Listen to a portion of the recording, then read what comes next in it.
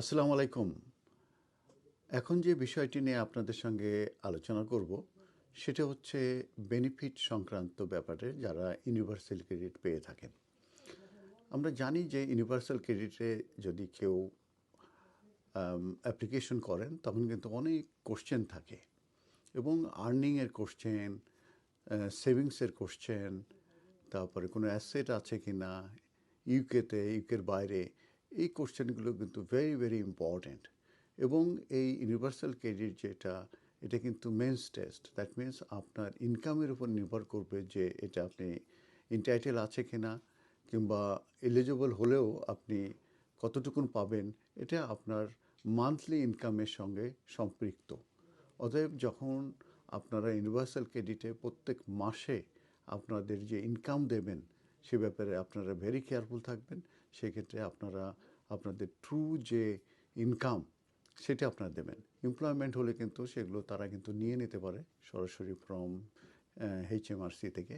আর self employed হলে কিন্তু আপনার প্রত্যেক মাসে মাসে কিন্তু আপনাদের টোটাল আপনার ইনকাম কত হলো, নেট ইনকাম কত হলো এবং আপনার কি খরচ হলো, এগুলো কিন্তু আপনাকে দিতে হবে।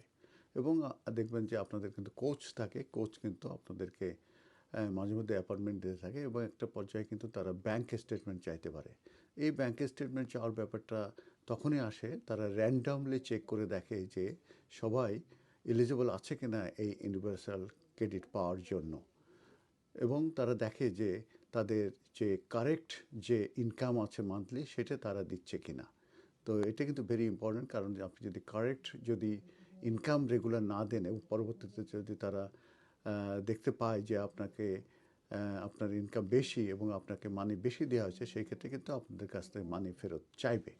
আর আরেকটি ইম্পর্ট্যান্ট ইস্যু হচ্ছে যে আপনারা যখন অ্যাপ্লিকেশন করেছেন তখন কিন্তু ইনফরমেশনগুলো দেয়া, যে আপনার মান্থলি ইনকাম কত, আপনার সেভিংস আছে কি না, আপনার কোনো অ্যাসেট আছে কি না, কোনো ইকুইটি আছে কি না, এগুলো কিন্তু ভেরি ভেরি ইম্পর্ট্যান্ট। কেন ইম্পর্ট্যান্ট সেটা আমি এখন আপনাদেরকে বলছি।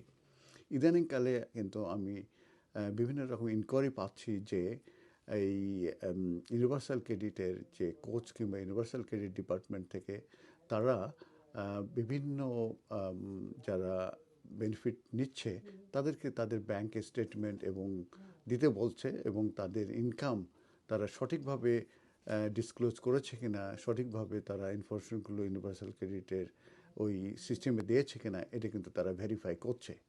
এবং যদি সেখানে ইনকারেক্ট হয়ে থাকে সেই ক্ষেত্রে তারা কিন্তু ব্যাংক স্টেটমেন্ট চাচ্ছে এবং সেটা দেখা গেলো যে 2 বছর, 3 বছর, 4 বছরের কিন্তু ব্যাংক স্টেটমেন্ট তারা চাচ্ছে।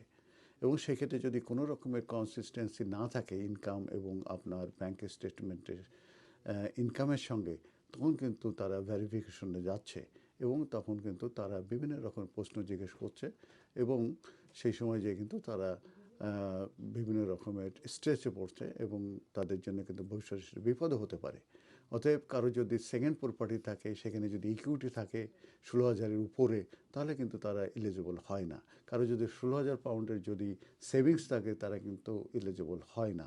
কারো কেউ যদি বিজনেস করে এবং কোনো ডাইরেক্টর অফ এ কোম্পানি যদি থাকে তাহলে কিন্তু তার রেসপন্সিবল থাকে যে ওই কোম্পানির কী পরিমাণ ইনকাম আছে সেইটাও কিন্তু তাদেরকে ওই ইউনিভার্সাল ক্রেডিটে ইনকামের সঙ্গে দিতে হবে। কারণ সে যদি বলে যে আমি ডেলিভারি করছি, আমি এই পয়সা বেতন পাচ্ছি, কিন্তু সে ডাইরেক্টর আছে একটা কোম্পানি, সেখানেও যে ইনকাম আছে সেটা যদি ডিসক্লোজ না করে এবং একটা পর্যায়ে যদি তারা এই ইউনিভার্সাল ক্রেডিট ডিপার্টমেন্ট যদি DWP যদি তাকে জিজ্ঞেস করে যে তুমি ডাইরেক্টর হিসেবে আছো এবং সেই ডাইরেক্টর আছে কিনা, এটা কিন্তু ইজিলি তারা বের করতে পারবে। এবং আমি এর আগেও ভিডিও দিয়েছি যে তারা কিন্তু ব্যাংকের সঙ্গে যোগাযোগ করতে পারবে, ব্যাংক কিন্তু ফ্ল্যাগ করবে যে ওইখানে কোনো মিস্টিরিয়াস মানি আসছে কিনা এবং তারা কিন্তু ওই যে প্লেন যে তাদের সঙ্গে যোগাযোগ করবে যে কেউ অ্যাব্রোড গিয়েছে কিনা কিংবা অ্যাব্রোড থেকে তারা নিচ্ছে কিনা এবং সেটা তারা এলিজিবল আছে কিনা। যেহেতু অ্যাব্রোড থাকলে তারা এলিজিবল থাকে না,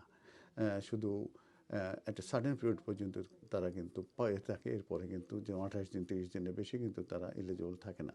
তো যে কারণে আপনাদের যদি সেকেন্ড প্রপার্টি থাকে, রেন্টাল ইনকাম থাকে, আপনাদের যদি সেভিংস থাকে 16,000-এর উপরে, 6,000 উপরে হলে তখন কিছু কিছু কমে যাবে।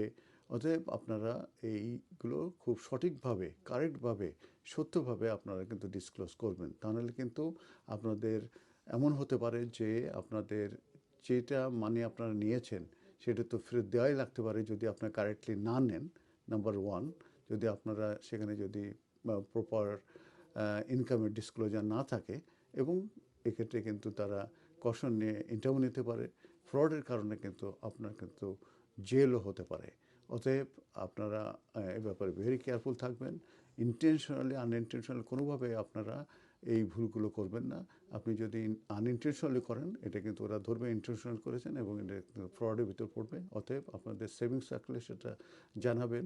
আপনার ব্যাংকে কোনো রকম লেনদেন হলে সে ব্যাপারে কেয়ারফুল থাকবেন। এবং সেকেন্ড প্রপার্টি, ইকুইটি কিংবা কোম্পানির ডাইরেক্টর কিংবা কোনো বিজনেস, এসব বিষয়ে আপনার নাম থাকলে এসব ব্যাপারে কেয়ারফুল থাকবেন, এবং তারা কিন্তু ইজিলি এগুলো ফাইন্ড আউট করবে এবং এই সংক্রান্ত ব্যাপারে ডকুমেন্ট আপনাদের কাছে চাইবে। অতএব যারা ইউনিভার্সাল ক্রেডিট নিচ্ছে তারা আপনারা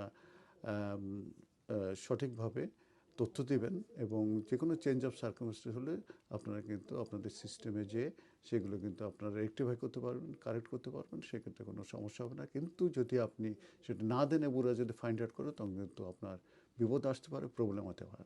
ধন্যবাদ।